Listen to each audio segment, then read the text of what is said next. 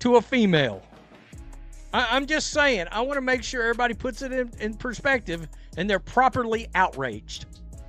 Because they should be as outraged with this being Stephanie White as they would any other coach.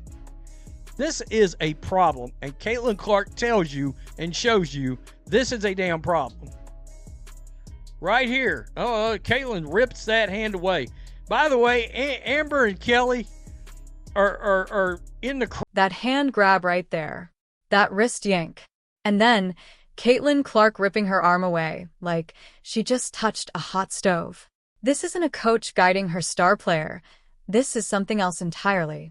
And the video has people questioning whether the Indiana Fever organization has completely lost the plot with the most marketable athlete in women's sports history. It's been our feeling for a while. There were times last year, there was plenty of times last year, where Stephanie White pretty much made her feelings known, and you could feel the aura of the fact that Stephanie White believed Kelsey Mitchell was the best player on this team. That last year, the clouds nearly aligned. Stephanie White has a problem, and that problem has a name. Last season, the signals were everywhere. The body language, the music, the rotations, and the post-game pressers where Kelsey Mitchell got the flowers and Caitlin Clark got the deflection. White built her identity around Mitchell being the alpha of this roster. And that playoff push in 2024 only reinforced the delusion.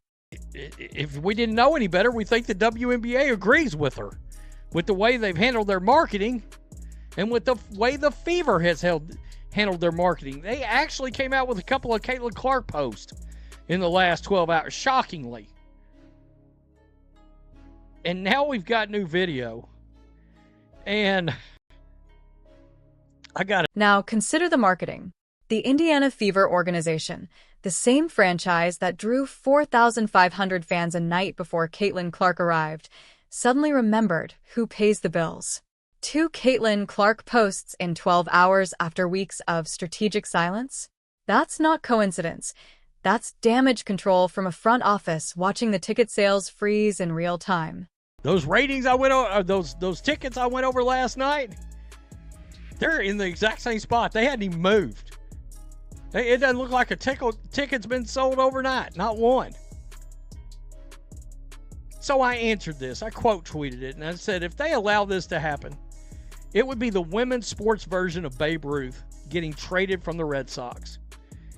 And we saw how that played out for 100 years. It was called... Check the secondary market for Indiana Fever games right now. Tickets are sitting in the exact same spots they were 24 hours ago, not one apparent movement overnight. For a team that turned Gainbridge Fieldhouse into the hottest ticket in the league last summer, that stagnation tells you everything about what fans think of the current direction. So I answered this. I quote tweeted it, and I said, if they allow this to happen, it would be the women's sports version of Babe Ruth getting traded from the Red Sox. And we saw how that played out for 100 years. It was called the curse, right? Years and years, up until the bloody sock and all of that jazz, they carried the curse of Babe Ruth in Boston. And it did not go well. And they will find out if Caitlin Clark leaves this team. The Babe Ruth comparison isn't hyperbole. When Harry Frazee sold Ruth to the New York Yankees in 1919, the Boston Red Sox didn't win another World Series until 2004, 86 years of a curse. Now apply that lesson here. Caitlin Clark accounts for roughly 12,000 additional fans every time the Indiana Fever play. Lose her, and that gate revenue evaporates overnight. Herb Simon and the Indiana Pacers ownership group did not pay for this franchise to watch it collapse back into irrelevance. Of not about basketball. How about Stephanie White grabbing Caitlin Clark? Now I want to say something here. Imagine this is a man that is coaching this team that does this. A male coach.